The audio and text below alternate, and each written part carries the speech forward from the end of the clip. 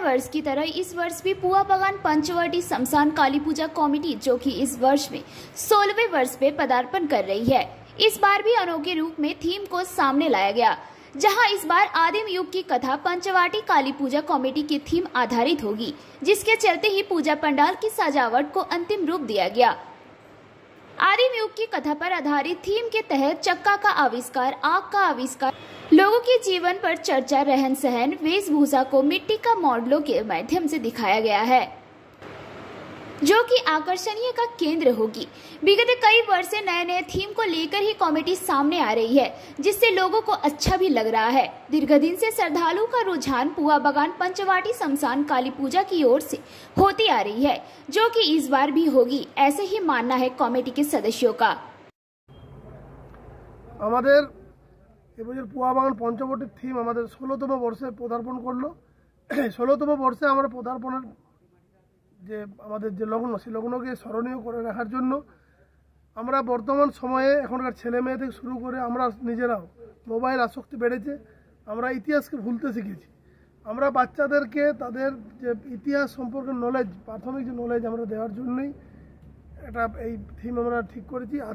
আদিম যুগের কথা, আদিম যুগের কথায় আমাদের একদম আদিমতা থেকে আজ সভ্যতার বিবর্তন পর্যন্ত আমরা কিভাবে এই সভ্য জায়গায় এসেছি সেটা থাকছে।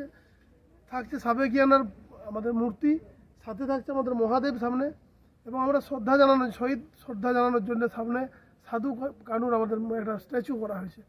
এবং তার সাথে আমাদের 4-5 দিন ধরে আমাদের থাকবে সাংস্কৃতিক মঞ্চে অনুষ্ঠান, বিভিন্ন রকম যাত্রা, থিয়েটার, আপনার কীর্তন, অর্কেস্ট্রা সব থাকছে। তার সাথে থাকছে আমাদের নরনারায়ণ সেবা। আমাদের আশেপাশের কয়েকটা গ্রাম, 8-10টা গ্রামের মিলে আমাদের নরনারায়ণ সেবা হয়, প্রায় 5-6 হাজার লোক খাবে আশা করছি। বিগত 2 বছর তো কোভিডের জন্য সেরকম হয়নি, এবারে কীরকম ভিড় হবে মনে করছেন? না, একরকম ভালো যে কোভিডের সিচুয়েশন কালী পুজো আমরা খুব একটা পাইনি। আমরা গত বছরও মোটামুটি লাইটের মধ্যে করেছিলাম, কোভিড সেই মুহূর্তে একটু হালকা ছিল।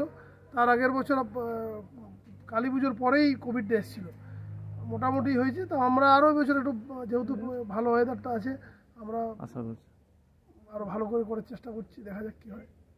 আপনার নাম পরিচয়? মধুসূদন ডাঙ্গর, পুজো কমিটির ওই সদস্য।